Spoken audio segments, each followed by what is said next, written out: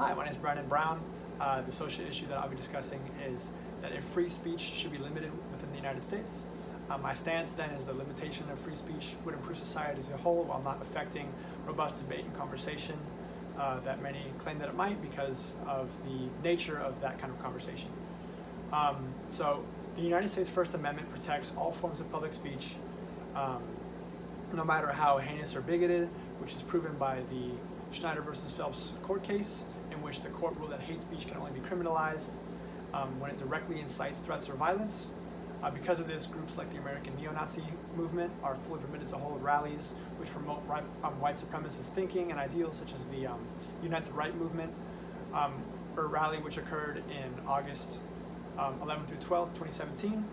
and that was in Charlottesville, Virginia. This rally was incredibly shocking to the world, and especially German citizens, as any form of Nazi propaganda or Volksverhetzung is explicitly illegal within the country. The shock was described by a New York Times article, and Volksverhetzung is a German law that anyone who degenerates any individual or group based on their ethnicity or religion, or anyone who tries to rouse hatred or promotes violence against such a group or individual could face up to 5 years in prison. So this was written about in a New York Times article called How Germany Deals with Neo-Nazis, in which Angela Merkel, the German chancellor in 2017,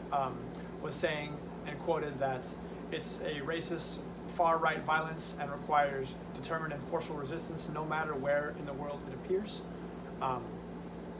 This sparked the debate of limited free speech, in which is detailed in my first artifact,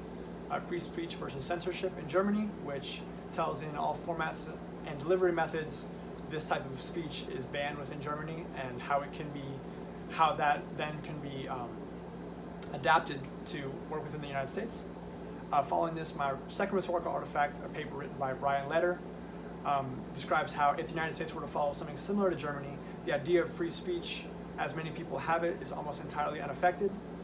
Because a majority of modern speech and conversation is an explanation of opinions and of personal standings, almost all free speech of its kind is not promoted under what is identified by the Supreme Court as free speech, and has no epistemic value to a conversation, which is finding the truth and in that way. And in this way, I believe that with regard to the changing social dynamic of the US, the implementation of this kind of form of free speech would not entirely affect individuals as much as they think it does, but would disallow situations like that of Charlottesville from happening again. Thanks so much for the semester. Have a good one.